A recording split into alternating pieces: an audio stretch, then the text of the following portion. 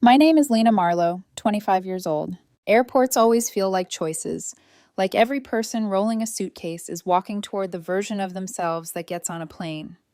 I was supposed to be one of them that morning. My parents had planned the family trip for weeks. Sun-washed resort, matching group photos my mother could caption with something like Marlowe memories. My brother Ryan and my sister Bella already bickering in the group chat about who got the ocean view. I live in another city, but there was a direct flight from here. Simple plan. I'd meet them there. Check-in should have been easy. I handed over my ID, made a small joke about the early hour, watched the agent type. She frowned. Typed again. Looked up with a practiced, apologetic smile that said she hated being the messenger as much as I would hate the message. Ma'am, your ticket was canceled yesterday. I laughed before I could stop myself. No, that can't be right. I booked weeks ago. She checked again, called someone, checked again. I'm sorry. There's no reservation under your name. I stood very still. People moved around me in smooth lines. Families, solo travelers, the backpackers who look like freedom. I stepped aside, pulled out my phone, and called my mother. No answer. My father. No answer. Ryan. Straight to voicemail. Bella. Nothing. Then a banner flashed across my screen. A text in the family thread. From Mom's number. Have a nice taxi back home, loser. A laughing emoji. Then another I didn't recognize until I clicked through.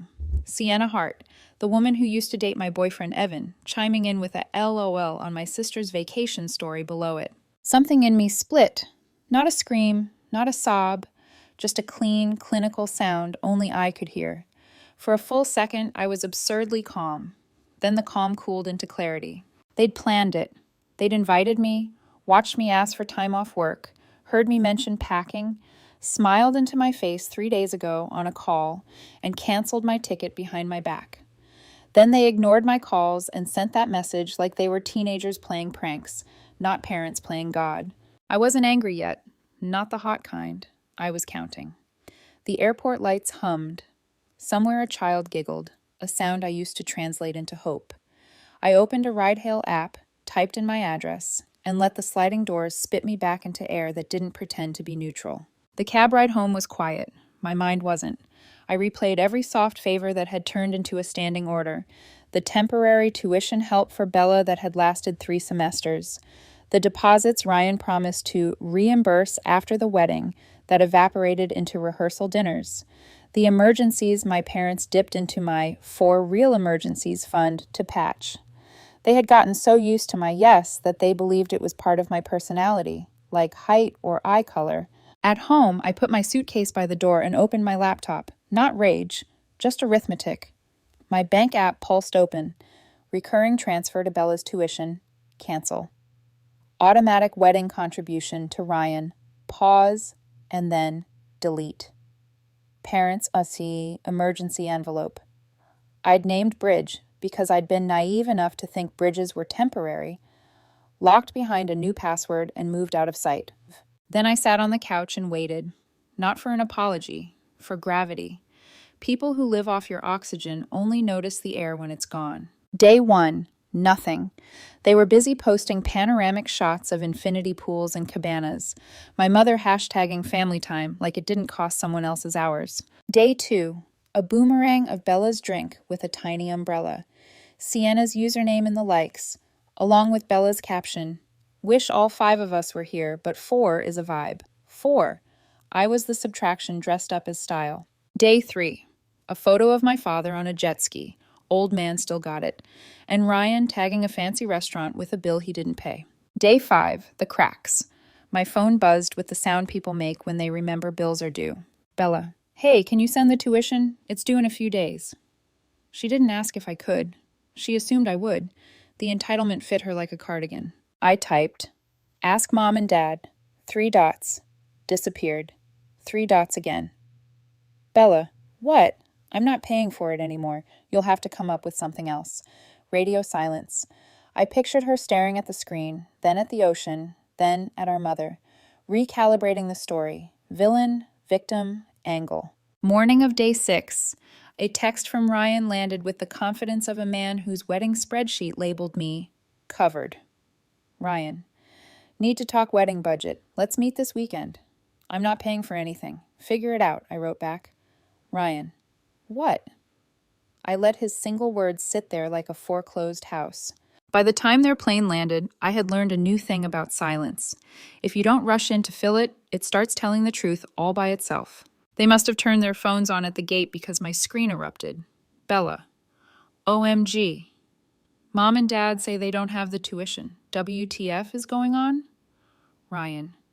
Just spoke to Mom. Are you refusing to cover what you promised? What the hell? I watched the thread, then typed, Yeah, I'm not paying for anything anymore. Hope you had a nice vacation, though. Nothing. Then, Bella, you literally promised. And Mom and Dad literally invited me on a trip and canceled my ticket. Things change. My phone rang. Mom. I let it go. Dad. Declined. Mom again. Declined. The messages arrived like a band playing increasingly loud to drown out a bad review. Mom. Lena. This is ridiculous. Call me now. Dad. Enough with the attitude. We need to talk.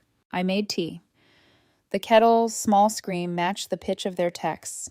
I wasn't ignoring them to be cruel. I was letting cause and effect finish its sentence. An hour later, the doorbell rang. I checked the peephole. Ryan. He looked like someone who'd sprinted through the last 10 minutes of denial. I opened the door and leaned against the frame like I had nowhere else to be. Yes? You're really doing this? He said without hello. Yes. He ran a hand through his hair. Look, I don't know what happened, but this is bigger than some holiday drama. The wedding's in 3 months. So? You said you'd help. I told people it was covered. Sounds like you should talk to the person who canceled my flight. He hesitated. I didn't know they were doing that. But when they told you, you thought it was funny, right? Silence, then smaller. It was a joke. I smiled because it felt better than any other expression. Okay, here's my joke.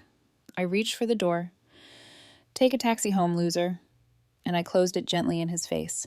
The texts kept coming, my mother cycling through tones like radio stations, my father switching from command to reason to threat. I put the phone on, do not disturb, and watched the afternoon light slide across my floor. Somewhere below my window, a dog barked at nothing and sounded triumphant about it. That evening, Evan texted, Heard the trip imploded. Do you want company, space, or a supply drop left at the door? Space plus supply, I wrote. Bread plus soup? On it, he replied. Also, Sienna liked Bella's pool video with the 4 is a vibe caption. If that stings, I'm sorry. It doesn't sting. It catalogs, I sent back. And it did. I was done bleeding. I was building a file. By nightfall, another notification slid across my lock screen, one I'd expected, but still studied like it could tell me something new. Joint checking account, the one my parents used for groceries bills. Available balance, $0. They'd landed at noon. By 8 p.m., the account that I had quietly kept above water for years was a dry riverbed. Minutes later, Mom. There must be a mistake. The bank shows nothing. Send something now. Dad. We need to talk. It's important. I texted back. I guess you should have thought about that before you canceled my ticket. Mom called again. This time I answered. I wanted to hear the music up close. What is wrong with you? She launched. We just got back, and now you're acting crazy. Your brother's wedding, your sister's school. Do you even care about this family? That's funny, I said. I wondered the same thing at the airport. Oh, don't be dramatic, she snapped. It was a joke. You're really holding a grudge over a prank? My father's voice cut in, steady, reasonable, his favorite weapon. Be logical, Lena. You're in a good place financially. This won't hurt you. And whose fault is it that you're not in a good place? I asked. Silence. Then my mother exhaled like I was the thing she had to bear. We spent a lot on this trip. We assumed you'd help, like always. There it was. Not regret. Assumption. Well, I said, consider this your lesson. I learned mine. You're being selfish, she snapped. I almost laughed. I'll see you tonight. We can talk in person. They thought in person meant I was coming to save them. It didn't. It meant I wanted to watch a house learn what happens when the person it mocked stops holding it up. I arrived at their house right on time. The same house where I'd spent years fixing what everyone else broke. Bills, appliances, promises. The porch light was on, even though it was still daylight, and that tiny detail told me everything. They were waiting. The front door opened before I could knock. Dad stood in the doorway like he owned the air between us. Mom hovered behind him, her arms crossed, but her smile forced. Ryan leaned against the wall, pretending not to care, and Bella sat on the couch, scrolling her phone like this was all beneath her. Lena, Dad said, enough games. What is going on? I stepped inside, set my bag down, and took a seat at the dining table. The same table where I'd written tuition checks and signed over loan payments. Funny, I said. Last time we talked, I was supposed to be on a flight. Now suddenly I'm your financial lifeline. Crazy how things change. Mom rolled her eyes. Oh my God, it was a joke. Are you really dragging this out over something harmless? Harmless? I repeated. You stranded me in an airport. Don't be dramatic, she snapped. You weren't stranded. You literally canceled my ticket, I said. You sent me a text calling me a loser. She waved her hand. You know how we are. We were teasing. It's your problem if you can't take a joke. That word, joke, landed like a slap. It was their shield, their excuse, their permission to hurt without consequence. Ryan finally spoke up. Okay, but you're screwing all of us over now. This isn't just about Mom and Dad. My wedding is in 3 months. Bella looked up from her phone. And my tuition's due. You're literally ruining everything for no reason. For no reason? I asked quietly. You think it's no reason after what you did? Ryan sighed, rubbing his temples like I was the one giving him a headache. We get it, you're mad. But you're also loaded, Lena. This isn't going to hurt you. I tilted my head. Whose fault is it that you're not in a good place financially? That shut him up. Dad sat down across from me, his voice calm but sharp. Be reasonable. You're in a position to help, and family helps each other. I smiled thinly. You mean family helps you? Mom glared. So that's it?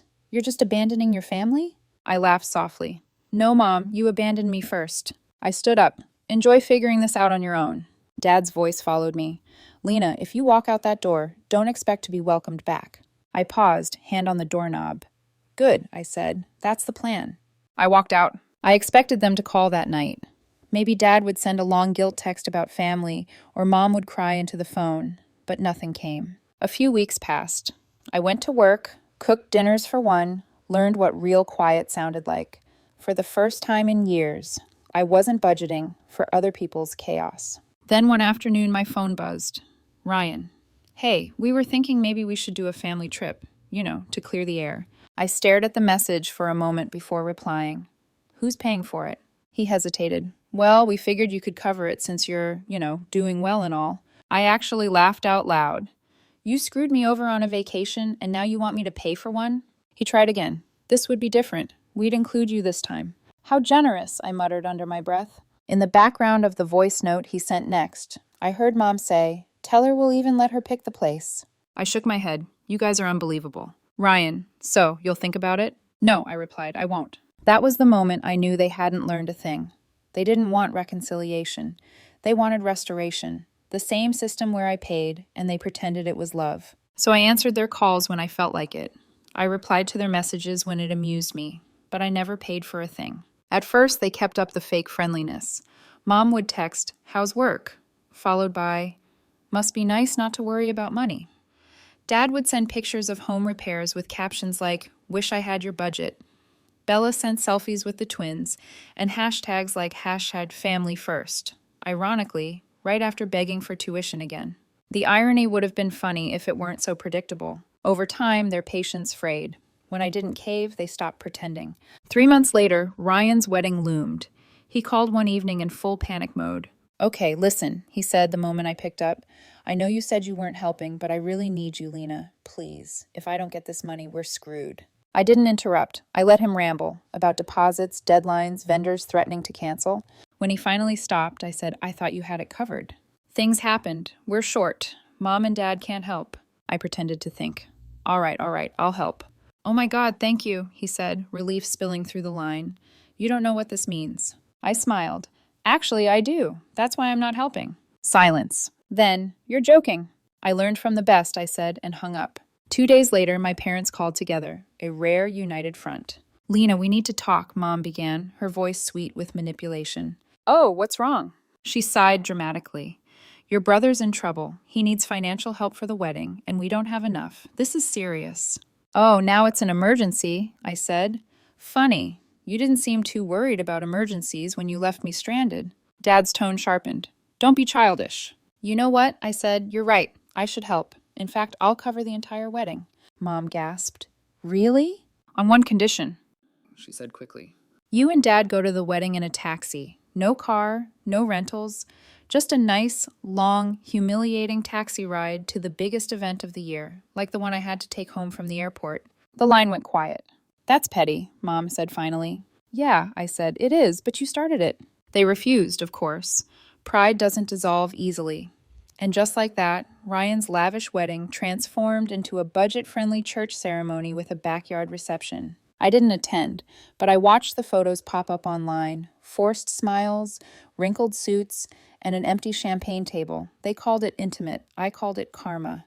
For the next few months, their lives began to look exactly like the ones they'd always mocked. Normal, limited, real.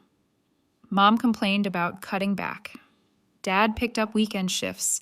Bella took out student loans and started crying about interest rates. Ryan's new wife posted cryptic quotes about starting over. And me? I just lived. Paid my own bills, slept without my phone buzzing at midnight, took weekend trips with Evan. Sometimes, while packing for a trip, I'd think about that text from months ago. Have a nice taxi ride home, loser.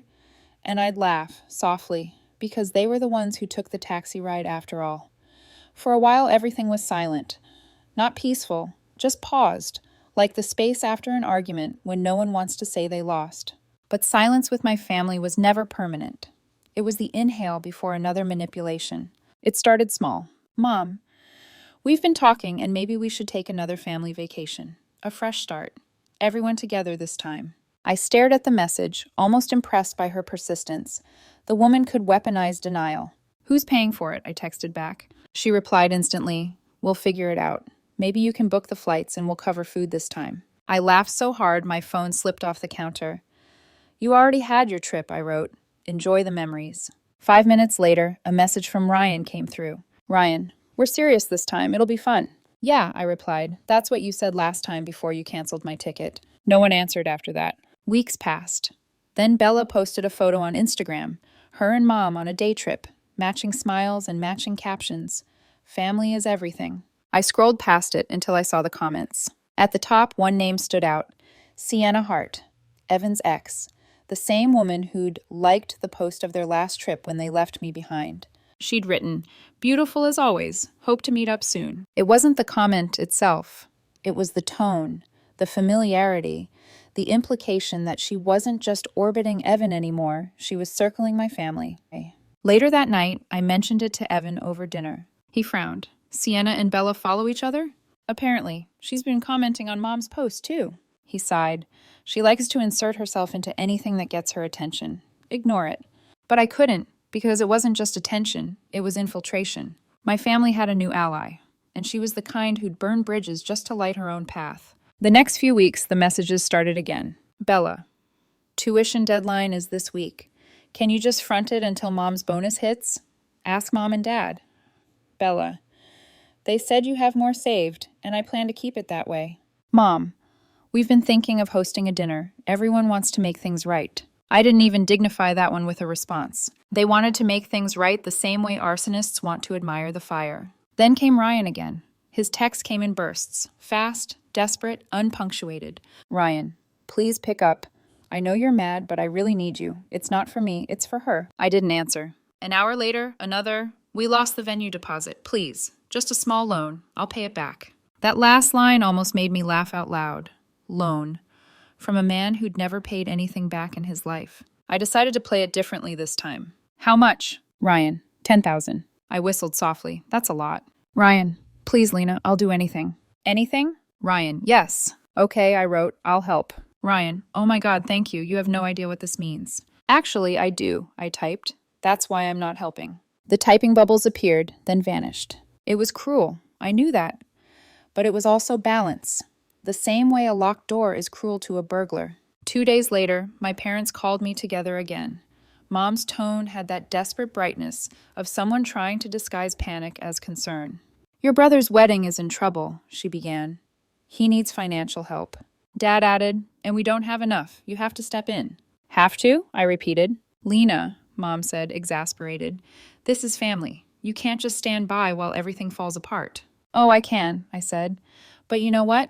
Let's make a deal. I'll cover the whole wedding. Mom gasped. Really?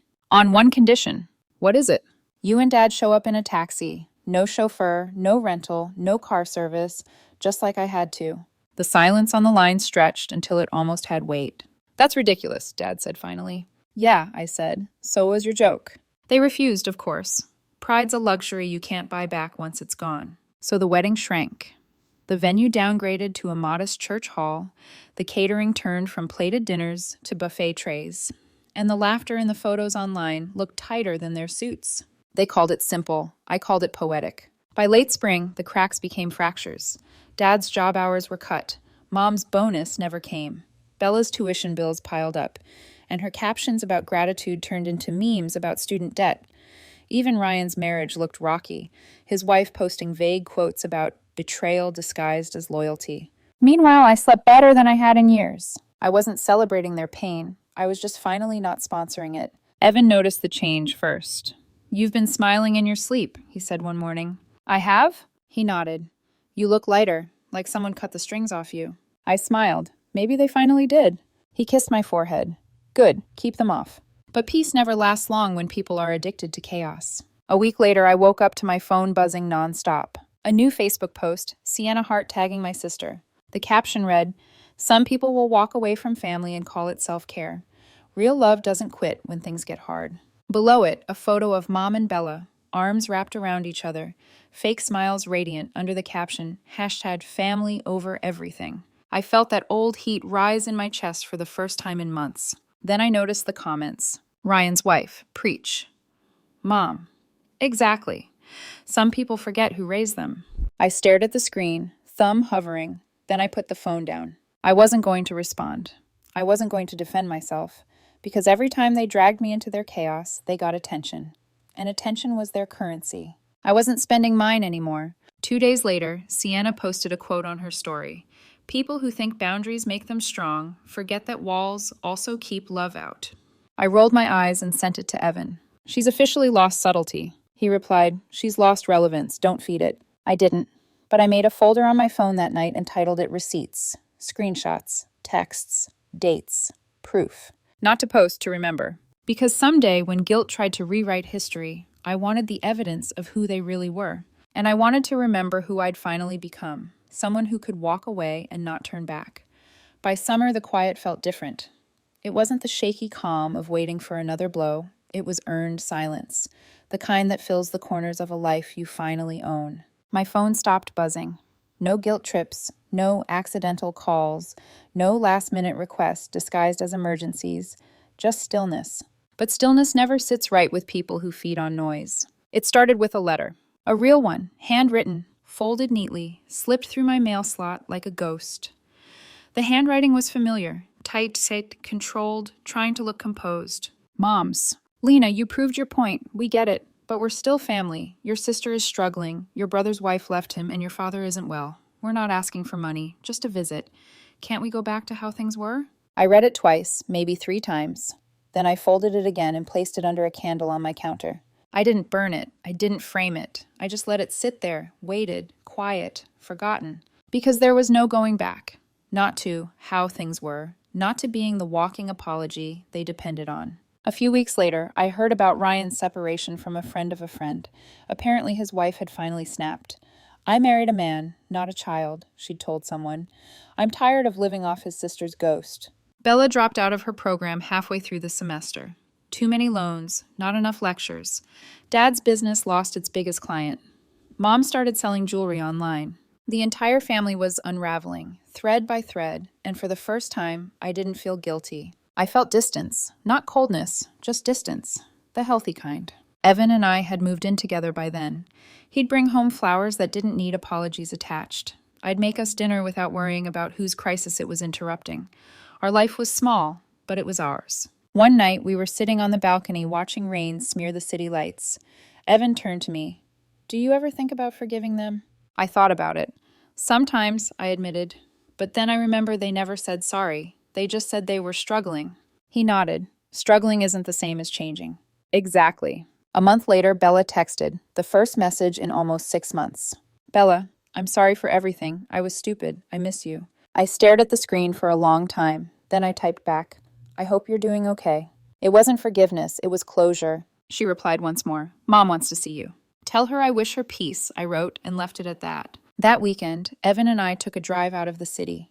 We passed through neighborhoods that looked like the edges of my old life. Same chain stores, same small houses with porches full of stories no one would admit to. When we stopped for gas, I realized where we were, 2 turns away from my parents' street. For a moment, I stared at the sign. The name of the road, the direction that once felt like obligation. Evan noticed. You want to see them? I shook my head. No, I just want to keep driving. So we did. That night back home, I opened my laptop and read over something I'd written months ago, the document I called the ledger. It listed every transaction, every favor, every guilt-ridden deposit, every lie. But this time, it didn't make me angry. It made me proud. Because it wasn't about the money.